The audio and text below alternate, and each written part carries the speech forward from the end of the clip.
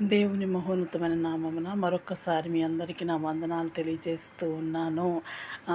యోహాను సువార్తలో దేవుడు శిలువ మీద పలికిన మూడవ మాటను నేను మీతో పంచుకుంటూ ఉన్నాను.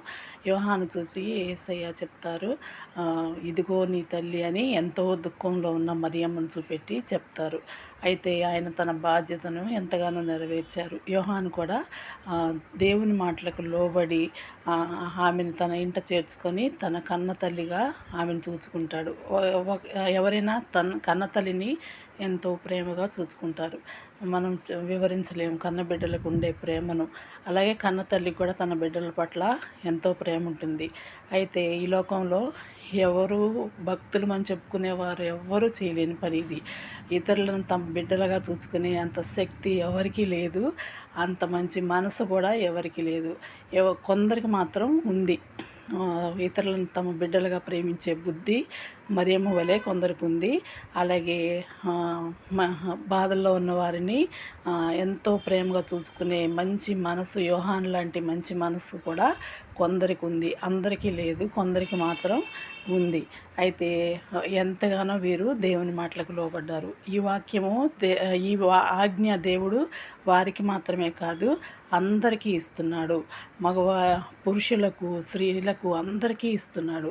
అయితే ఈ వాక్యాన్ని ప్రతి గుడ్ ఫ్రైడే అప్పుడు ధ్యానించటమే కాదు, కానీ ఆ వాక్యానికి లోబడి అనుసరించి జీవిస్తే రేపొద్దున పరలోక రాజ్యంలో దేవుడు ఎంతో సంతోషించి, ఎవరినైతే మీకోసం నియమింపబడిన రాజ్యం ఇది, మీరు పుట్టినది మొదలుకొని మీరు నియమింపబడిన రాజ్యం అని తన పరలోక రాజ్యంలో ఎవరికి స్థానం ఇస్తాడో ఆ గొప్ప గుంపులో ఈ వాక్యానికి లోబడేవారు ఉంటారు.